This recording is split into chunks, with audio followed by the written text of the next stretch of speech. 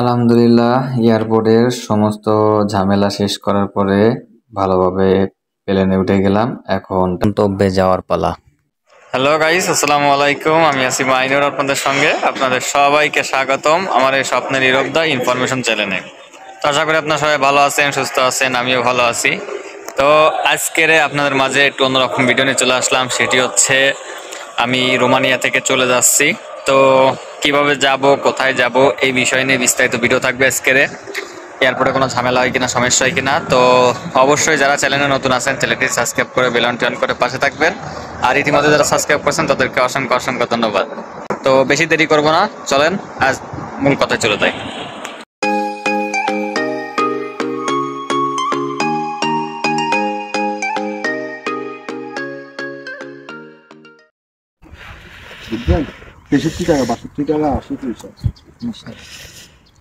তাহলে মাইনুর ভাই আর এদিকে আমার বন্ধু। তাই বন্ধু কোথায় যাচ্ছ? ইনশাআল্লাহ যাওয়ার পরে জানাবো। যাওয়ার পরে ভাই কই যাচ্ছেন? Same same. ঠিক আছে, দোয়া রইল আপনাদের জন্য অনেক। ভাই দোয়া করেন। গেমের গাড়ি কখন আসবে? কিসের গেম ভাই? আমরা কিসের গেম? ডাইরেক্ট বিমানে যাব। ডাইরেক্ট বিমান? ঠিক আছে, আলহামদুলিল্লাহ। দোয়া করবেন ভাই। তো আলহামদুলিল্লাহ, বাসা থেকে সকালবেলা মনের ভিতরে দুপ দুপ ভয় একটু নিয়ে আমরা রওনা দিলাম তিমিসোরা এয়ারপোর্টের দিকে। আসলে আমরা বুকারেস্টে, আপনারা কম বেশি সবাই জানেন যে আমি বুকারেস্টের পাশে চলে গেছিলাম। তো বুকারেস্টের পাশে আমি যেখানে ছিলাম, আমার এখান থেকে বুকারেস্টের এয়ারপোর্ট আরো কাছে ছিল, কিন্তু তারপরে আমি বুকারেস্টের এয়ারপোর্ট না যেয়ে আমি তিমিসোরাতে চলে আসলাম। তারও একটা কারণ আছে, তো এই কারণটা আমি পরবর্তীতে বলবো। তো আলহামদুলিল্লাহ, এখন গাড়িতে উঠে আমরা দুইজন যাচ্ছি তিমিসোরা এয়ারপোর্টের দিকে। তো তিমিসোরা এয়ারপোর্টে যাওয়ার সময় আসলে মনের ভিতরে অনেকটাই ভয় করতেছিল, কারণ সবেমাত্র অনেক দিন অপেক্ষা করার পরে, প্রায় 2-2.5 বছর পরে আমি রোমানিয়ার ভিসাটা পাইছি বা আলহামদুলিল্লাহ রোমানিয়াতে আসছি এবং টিআরসিটাও পাইছি আলহামদুলিল্লাহ আপনাদের দোয়ায়। তো টিআরসিটা নিয়ে আমি যেদিন পাইছি তার পরের দিনই চলে আসছিলাম। তো একটু ভয় ভয় লাগতেছিল যে টিআরসির মেয়াদও বেশি দিন হয় নাই, আর চলেও আসলাম। এখন এয়ারপোর্টে কোনো ঝামেলা হবে কিনা, তবে আমার অনেক ভাইয়েরা গেছে এর আগে, সবার সাথে কথা বলছি, আলহামদুলিল্লাহ সবাই বলছে যে কোনো প্রবলেম হয় না। তো তারপরেও মনের মধ্যে একটু ভয় তো থাকেই, বা ভয় লাগতেছিল যদি বাই চান্স কোনো ধরনের কোনো সমস্যা হয় তাহলে তো একেবারে ডিরেক্টলি বাড়ি পাঠাই দিবে। তো এই ভয় ভীতি নিয়ে আস্তে আস্তে চলে আসলাম টার্মিনালের দিকে। তো আমরা এখন এই যে টার্মিনালে চলে আসছি। তো সেনজেনের টার্মিনাল আলাদা এবং নন সেনজেনের টার্মিনাল আলাদা। তো আমরা এখন যাব এই টার্মিনালের দিকে। আর অবশ্য আমি যখন টিকিট কাটছিলাম আমার বোর্ডিং পাসটা আমি নিয়ে নিয়েছিলাম।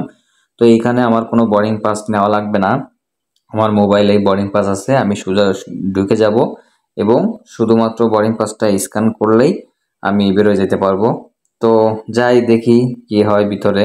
তো আলহামদুলিল্লাহ, ভিতরে আসার পরে যে ভয়টা ছিল এই ভয়টা একেবারেই কেটে গেল। আমি বাসা থেকে বেরোনোর পরে এয়ারপোর্ট পর্যন্ত আসা পর্যন্ত এত ভয় পাচ্ছিলাম যে ভিতরে কি হয় কিনা এটা চিন্তা করতে করতে, কিন্তু কি এয়ারপোর্টের ভিতরে ঢুকে আপনারা বিশ্বাস করবেন না, মানে আমি পুরো অবাক হয়ে গেলাম যে আসলে আমাকে কোনো ধরনের কোনো প্রবলেমই হলো না, কোনো প্রবলেমই ফেস করতে হলো না, এমনকি কোনো ধরনের কোনো ঝামেলাও ইনশাল্লাহ আমার হয় নাই। আমি খুব ভালোভাবেই বোর্ডিং পাস করে আমাদের প্লেন আসার জন্য একটু অপেক্ষা করতেছিলাম, যেহেতু আমরা 1.5 ঘন্টা আগে গেছিলাম। তো তারপরে সবকিছু কমপ্লিট করে আলহামদুলিল্লাহ আমরা প্লেনের দিকে চলে আসলাম এবং প্লেনে উঠলাম। তো এইখানে আরেকটা মজার বিষয় যে আমাদের সাথে আবার আরেকজন বাঙালি আসছিল, সে আবার আমার কোম্পানিরই লোক, কিন্তু আমি ওই সময় তার সাথে কথা বলেছিলাম না, সে ইতালিতে যাবে। তো তার সাথে কথা বেশি একটা বলতে পারছিলাম না, যতটুকু বললাম সে 1 বছরের মতন হয়তো বা ছিল, তারপরে সে দ্বিতীয় টিআরসি নিয়ে হয়তো আসছে এরকম, বা 1 বছরের যে টিআরসি পাইছে ওইটা নিয়ে হয়তো আসছে, আমি ক্লিয়ার কথা বলতে পারছিলাম না। তো যাই হোক, আলহামদুলিল্লাহ এক কথায় আমাদের তেমন একটা কোনো প্রবলেম বা কোনো ঝামেলা হয় নাই। আর এয়ারপোর্টের ভিতরে প্রথমে যখন ঢুকছিলাম তখন পুলিশ আমাদের এক ভাইকে, আমার সাথে যে ভাই ছিল তাকে আবারই ধরছিল, ধরে তাকে অনেক কিছু জিজ্ঞাইছিল। তো এই বিষয় নিয়ে আমি পরবর্তীতে আলাদা করে একটা ভিডিও দিব আপনাদের, যে আমাদের এয়ারপোর্টে কোনো প্রবলেম হয়েছিল কিনা এবং এয়ারপোর্টে পুলিশে আমাদের ভাইরে ধরছিল, সে কি জিজ্ঞেস করছিল এবং কি অ্যান্সার দিছিল সে, তারপরে তারে ছাড়ছিল কিনা, এই বিস্তারিত বিষয় নিয়ে আমি পরবর্তীতে একটা ভিডিও দিব। আপনারা অবশ্যই সেটা দেখার চেষ্টা করবেন, তাহলে বুঝতে পারবেন, কারণ এখানে বললে ভিডিও লং হয়ে যাবে। তো যাই হোক, আলহামদুলিল্লাহ আমরা সবকিছু আল্লাহর রহমতে ভালো করে আমরা এখন ইতালির উদ্দেশ্যে রওনা দিছি। তো দেখেন আল্লাহর কি নিয়ামত, আল্লাহর কি অশেষ খেলা, আকাশটার এত সুন্দর লাগতেছিল কি বলবো। পরবর্তীতে যখন ইতালির মধ্যে চলে আসলাম তখন আবার একটু বৃষ্টি হচ্ছিল, এই যে মেঘের ভিতর দিয়ে যাচ্ছি আমরা, মানে অনেকটাই একটু ভয় লাগতেছিল, একটু বৃষ্টি বৃষ্টি হচ্ছিল, পুরো অন্ধকার হয়ে গেছিল। তো তারপরেও আলহামদুলিল্লাহ কোনো সমস্যা নাই, যেহেতু ইতালি যাচ্ছি একটু মনের মধ্যে ভালোই লাগতেছিল, এই জন্য এটা কোনো ব্যাপার না।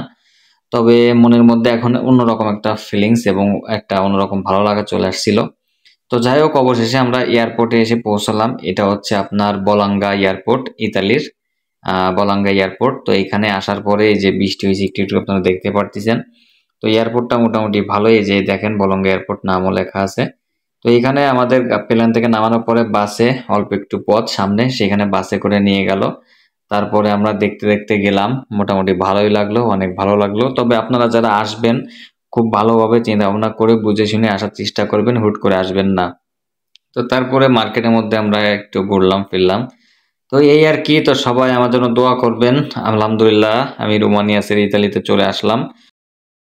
আলহামদুলিল্লাহ অবশেষে ইতালিতে এসে পৌঁছলাম। এটা ইতালি এয়ারপোর্ট।